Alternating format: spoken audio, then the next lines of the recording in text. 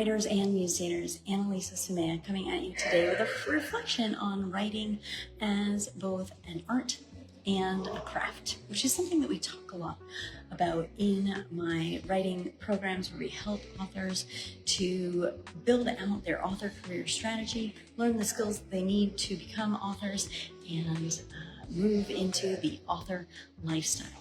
So I was talking about how visual artists for a long time have a tradition of studying the great artists who have come before them and studying form and line and function and color. And it occurred to me as I was walking through this fabulous exhibit and watching the evolution of the artist Cézanne, that we have a very similar process over in my writing programs, which is to start out with the basics. So plotting, function, form, writing that very first novel to publishing industry standards so that it appeals to your reader, so that you can sell books, knowing what that is, that captures both your voice, your mission, the story that you want to tell, as well as what is going to be saleable, publishable, appealing, what people are looking for, how to really speak to your reader, to your audience.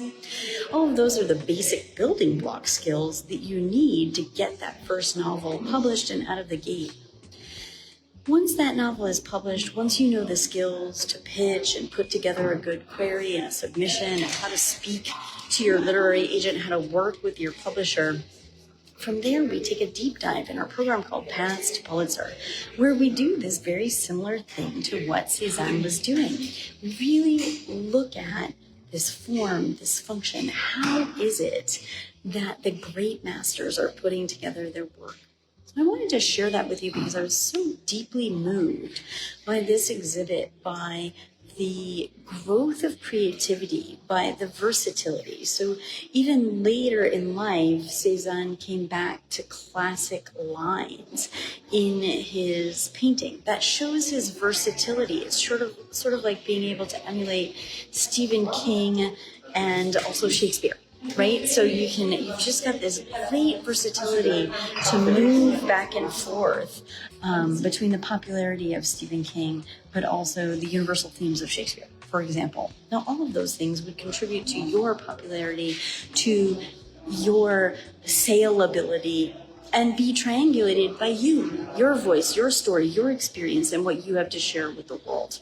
Is this resonating with you? How have you noticed some similarities between the artistic world, visual arts, perhaps sculpture, and also with writing as an art and a craft? How have you experienced writing as an art and a craft? And drop a line and tell us what it is that you're writing and what you'd like to do with it. What are your goals for where you'd like to be and what you'd like to live as the author lifestyle? Would you like to have the bust of you presented in a museum someday? Do you want to write on the beach? Do you want to write dozens of books and become a New York Times bestseller? Tell us all about it in the comments. I'm Annalisa Summea. I help writers to create an author career strategy so they can live the author lifestyle. Until next time, happy writing.